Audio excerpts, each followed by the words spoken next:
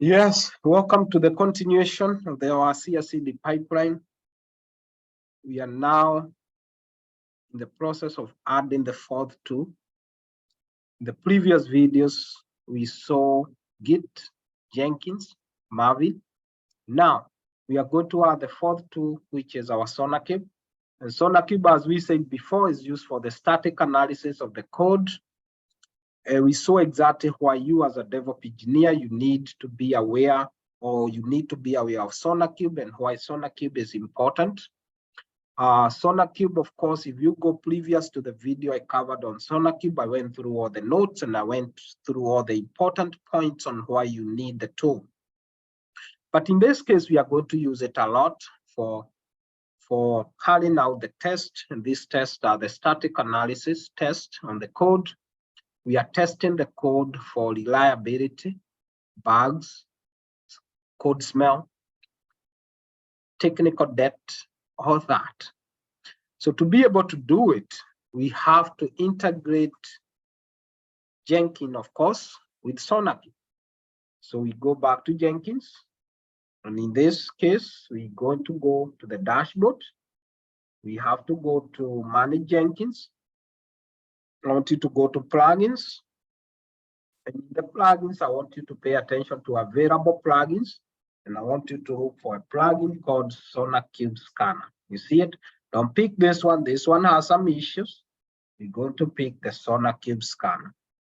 Then after that, we're going to install this. Install this plugin. As you can see, it's going to just install. It's pending. It's done. So we don't need to restart it because this plugin does not need you to restart your Jenkins for it to install completed. So we're good to go. Now after that, you return back to dashboard, go back to Manage Jenkins, and I want you to pay attention to system configuration. Now, in the system configuration, I want you to have, this is the Jenkins home. This is where all those, the source code was, is. So we're going to go here and we are searching for SonarQube server. You see it here? Click on the environmental variables and then say add SonarQube.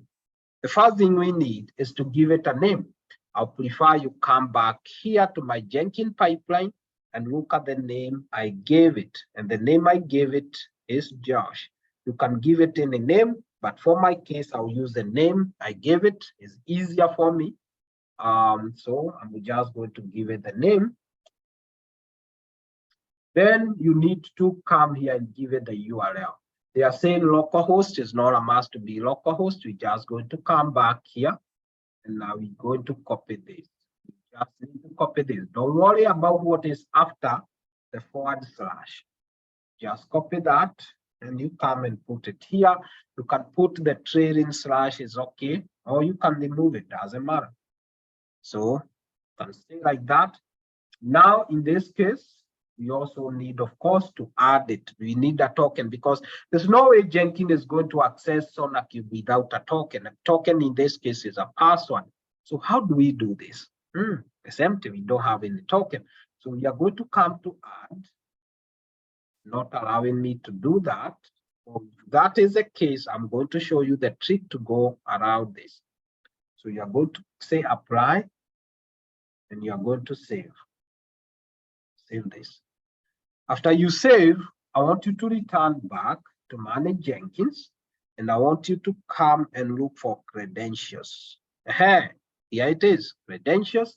We already have one credential that we created, and this credential is for GitHub. But I want you now to create a new credential, but this is for the SonarQube to be able to connect with Jenkins. So it's going to be for global, and we are going to add credentials. And in this case, we are not going to use username with password because we don't have username. We're going to use something we call secret text. Secret text is the same as saying a password. Now, where do I get my secret? The secret is going to be hidden inside SonarQube. So from here, I go straight up to SonarQube. Now I'm like, okay, where do I find the secret? Very good. I want you to come here on your right hand side and look for the name account. Click on account, click on my account, and I want you to slowly come to security. In the security, this is where we are going to name and get the token. I'm going to call it very simple name, SonarQube. Select the type is a user token, and then it's going to expire after 30 days. It is not a must. You can put the 90 days, you can put 1 year. It's up to you. Generate, copy this, come back to Jenkins. Now just paste it here. We are done as a password. When it closes, you won't be able to see it. So it's a one-time token. Now ID. ID can be anything. But again, come back to my pipeline. And you can put any ID you want. For my case, I'm going to give it SonarQube, uppercase, SonarQube _ token.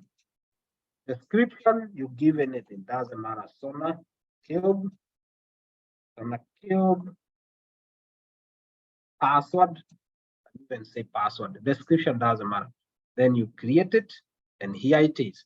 Now, what do you do from here? You go back to dashboard. Then you come back to manage Jenkins. Then you come to system configuration. And then you look for SonarQube again. Luckily, because we saved it, we have name, we have everything. Now here is where you are going to come. You see it? If you click, the name is there now.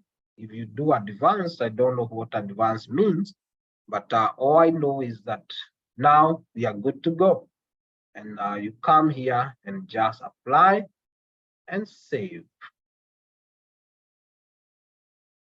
Apply and save. Now we have integrated. We have given Jenkins the ability to talk to the SonarQube, and this is possible because it has the token to access the SonarQube.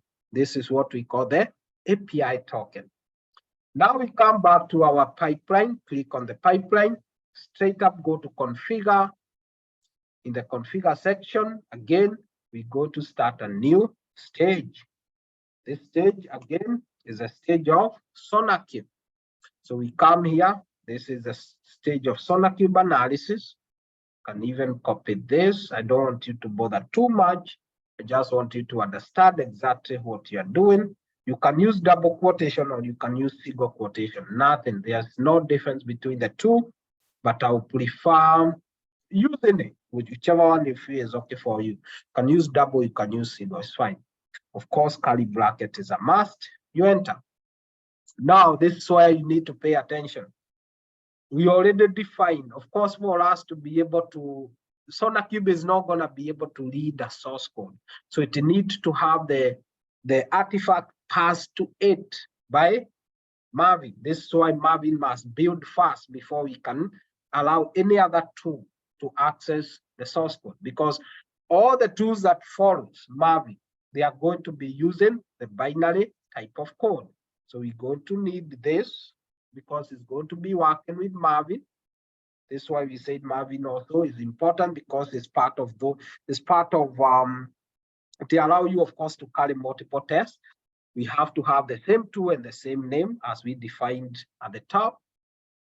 Now, but there is something we have. This is an environment. Remember, when we went to the system configuration, this is what we saw. So now we're going to bring it here. With SonarQube, of course, you have to give it the name you put when you are configuring the SonarQube and Jenkins together. So it didn't bring another curly bracket, so it's time for me to remove it. Add the curly bracket, good to go. Now, we need, of course, to run a command, and this command is nothing, but we are saying Marvin home, exactly, Marvin home, bin mvn sonar. It means we are passing the artifact to the SonarQube. That's how it's done. Now we come here and just paste that. So we are ready now to see how the SonarQube is going to carry out the static analysis of our code. We are excited. So apply this. Let's save. Now we are going to carry out the build process. Start. We go to build. Build 7 should be coming soon. There it is. Console output. Let's see what happened. There is a failure here. No Marvin named Marvin 384. So let's go and check what might be happening. It's telling us that there is an issue because there is no Marvin with this name. So we return back to the dashboard. We go back here, configure the pipeline, and let's see. So there is an issue because, and I'm happy these errors are happening because these are some of the troubleshooting errors that can happen to you. As you can see, the Marvin that is building the artifact is Marvin 3-3.8.6. The Marvin that we gave to the SonarQube during the process of passing the artifact to the SonarQube is 3.8.4. We need 6 if it's going to work. Then we need to save and again go back and build. Let's see. Come back here, console output. We hope now we can pass it. It's passing, it's passing. You can see the scanning process is starting. We are scanning, we continue. Of course, the whole process of building the artifact again has been repeated. We see, of course, that artifact is now being passed to the SonarQube. It's going, it's checking. Build is successful, it's finished, is successful. The build is successful, as you can see. Now, there are a few things that has happened here. Analysis successful. Success has happened. The static analysis is successful. And you can find the results here. So let's click here and see the result.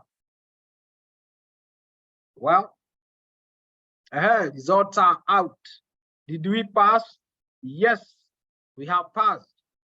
But there are a few things, even though the code has passed, we still have some things here. For instance, we need to come to reliability, our code is A. Security, our code is A. Maintainability, our code is A.